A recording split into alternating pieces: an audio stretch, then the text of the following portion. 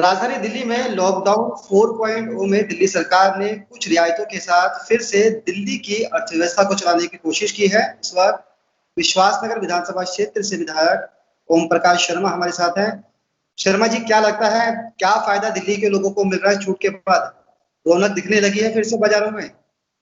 देखिए मुकेश जी, देश, दुनिया और दिल्ली कोरोना विपदा की मार से करा रही है। व्यापार गड़बड़ाया हुआ है, मजदूर अस्त व्यस्त हैं, सारी अर्थव्यवस्था में और सभी जगह कहीं ना कहीं गड़बड़ है।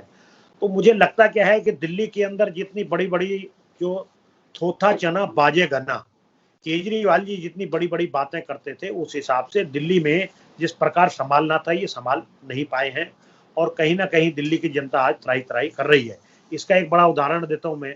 केजरीवाल जी ने कार्ड बांटे, सभी एमएलए को 2-2 हजार कार्ड दिए और कार्ड देने के बाद में उन जनता को, गरीब जनता को 4 किलो गेहूं और 1 किलो चावल दे रहे हैं। अब केजरीवाल जी से कोई पूछे कि इस महामारी में, लॉकडाउन के पीरियड में जो कल से खुला हुआ है, 1 हफ्ते से वो चल रहा है, कौन आदमी 4 किलो अनाज जाएगा और पीसेगा और उसको सारे को वो करेगा?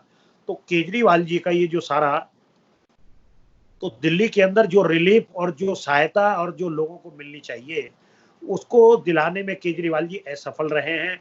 और अगर हम बात करें दिल्ली के अंदर प्रवासी मजदूरों की, तो प्रवासी मजदूरों की जो हालत है वो बड़ी खराब हुई है। मेरा जो विधानसभा है वो बॉर्डर पर है, तो कई बार बॉर्डर पर, आनंद विहार बॉर्डर पर बड़ी संख्या में लोग एकत्र हुए हैं। तो उन लोगों के लिए सुविधा करना, उन लोगों को उनके गंतव्य तक पहुंचाना, उसमें उनके जहाँ पे उन्होंने पहुंचना है उस सरकार के साथ समन्वय बैठाना और इस प्रकार के कार्य करने का काम केजरीवाल जी की सरकार नहीं कर पाई है, जिसकी वजह से दिल्ली में जो प्रवासी मजदूर हैं उनमें हाहाकार मचा और वो लोग बहुत परेशान रहे। आपको लगता है कि जो छूट दी गई है उसके बाद ट्रांसपोर्ट को लेकर जो कानून बनाए गए थे उन कानूनों का पालन हो रहा है? फटफट सेवा के लिए सवारियों की निर्धारित की गई थी, टू व्हीलर पे कितने लोग बैठेंगे, बैटरी रिक्शा पे कितने लोग बैठेंगे? आप खुद विधायक हैं, आप क्या ऑब्जर्व कर रहे हैं? यहाँ पे लॉकडाउन में ट्रैफिक खोल दिया, लेकिन जगह जगह जो बैरियर लगाए हुए हैं सब जगह ट्रैफिक जाम हो गया है। तो चीजों को सुचारू रूप से चलाने के लिए विपक्ष के साथ बैठकर केजरीवाल सरकार को जो काम करना चाहिए था, केजरीवाल जी हमेशा डेमोक्रेसी में भरोसा ना रखते हुए काम कर रहे हैं। एक और दिल्ली में बड़ी शिकायत है, दिल्ली के कब्रिस्तान, शमशान घाट और अस्पताल और म्युनिसिपल कॉर्पोरेशन का रिकॉर्ड। इन 4 चीजों में जो मौतें दर्ज हो रही हैं और दिल्ली सरकार जो बता रही है उन दोनों में फर्क है। तो क्यों छुपा रहे हैं? ये वास्तविकता को जनता के सामने लाना चाहिए, जिससे कि जनता उसके अनुरूप अपना एक्ट कर सके और दिल्ली की जनता इस महामारी से बचने के लिए जो भी उपाय हैं, आज अनाज, विकलांग, विडो और जितने भी पेंशनधारी लोग हैं, ओल्ड एज, केंद्र सरकार सबके अकाउंट में लगातार पैसे भिजवा रही है, सभी सरकारों को एफसीआई राशन दे रही है। तो पूरी तरीके से 20 लाख करोड़ का एक फंड दिया है जिससे कि देश और दिल्ली सुचारू रूप से चल सके। लेकिन कहीं ना कहीं दिल्ली में इन सब चीजों को करने के लिए, सुचारू रूप से करने के लिए इसका अभाव रहा है। और सबसे बड़ी बात ये, हमने कई बार केजरीवाल जी से बातचीत करने की, हम विपक्ष ने कोशिश की, लेकिन केजरीवाल जी के पास समय नहीं है कि विपक्ष के साथ मिलकर समन्वय बैठाकर दिल्ली की जनता की वो सेवा करें।